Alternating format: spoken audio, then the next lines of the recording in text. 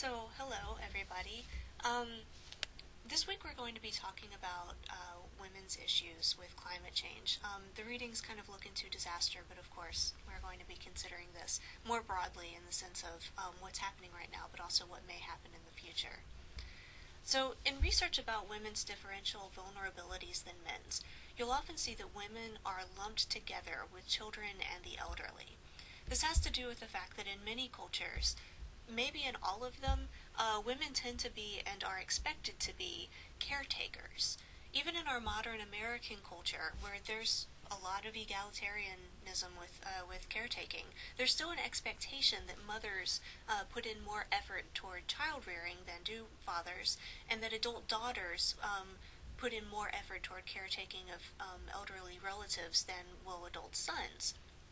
In some societies, this is not so much an expectation as it is here, but it's a mandatory role.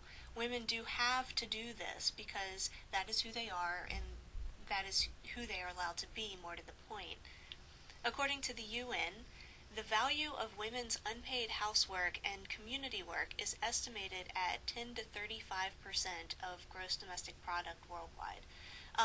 Because women are so often placed in this mandatory role of free labor in the home, including caretaking, it also often takes away from their opportunity to pursue jobs and education outside of the home.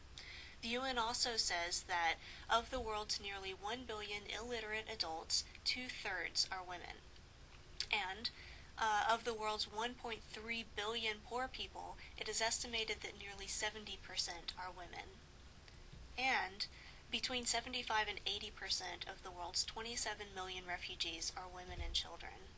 So these are kind of staggering statistics when you think about it, and really illuminate the disparities that you see with women. Women are more likely to be poor than men, and they're more likely to be uneducated. They have less opportunities in societies, less freedom, less choices. They're more likely to be charged directly with the care of small children and elderly family members, and this makes them more vulnerable to disasters. For all of these reasons make them more vulnerable to disasters because, one, they have less wealth or resources under their own control to help them prepare for, respond to, and recover from disasters. Also, they're less likely to be connected to community and social supports that could help them prepare for reducing the disaster risks. For example, in some countries, women are not allowed to learn how to swim, and or they must wear like extensive amounts of clothing, and so this raises their risk for drowning during flooding disasters. And we've seen in some disasters in the past with flooding, women have died at a much larger rate because of that. Women also may not be allowed to leave their home without the presence of a man, and so they may become physically trapped in their homes during disasters or after a disaster. They may have small children or elderly parents with them during a time of disaster, and so their responsibility in their reaction is extended beyond just themselves to responsibility for others. So consider running away from a tsunami to higher ground if you're carrying 3 small children, or consider trying to evacuate a crumbling building with a disabled parent. Because women are poor at higher rates, women also tend to live in areas that are more vulnerable to disaster. We've talked about this before, where poorer people tend to live in areas that are just more vulnerable. And so women, as a majority population of poor people, are more vulnerable in this way as well.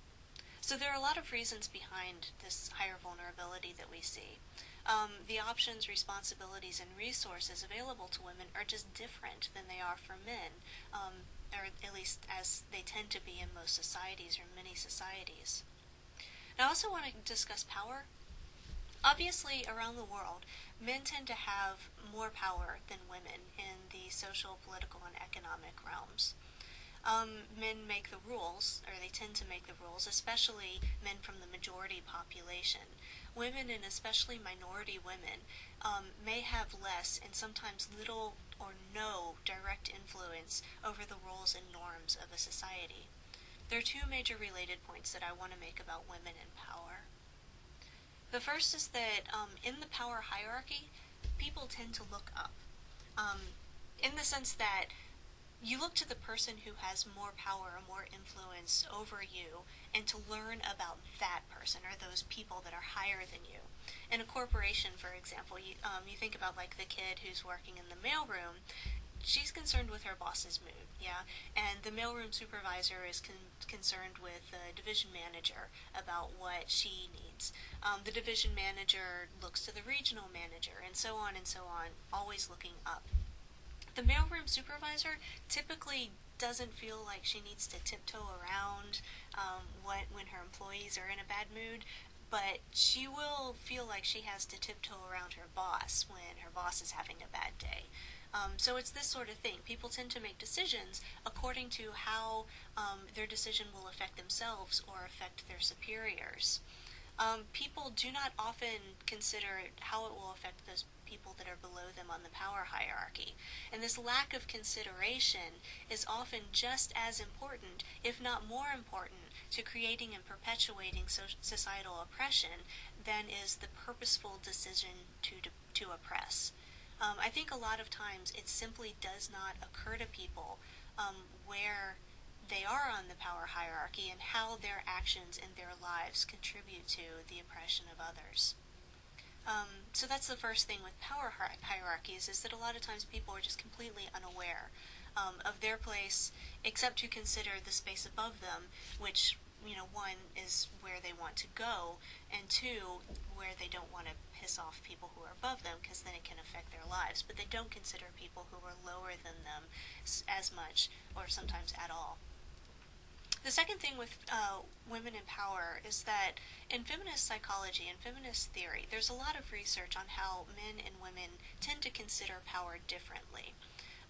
Consider, for example, like in the United States, even recently, even in the 1980s when I was growing up, I was just kind of bombarded with this social construct of women in power. And so there was this idea of women in leadership that was just scoffed at. Women as bosses or politicians was an absurd idea. It was often fodder for comedies when I was growing up. So that the concept was that women would either be too soft or they would be like ball breakers.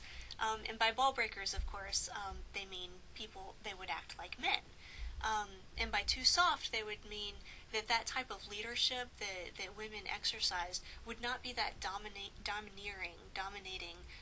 power that is very common in the male corporate world.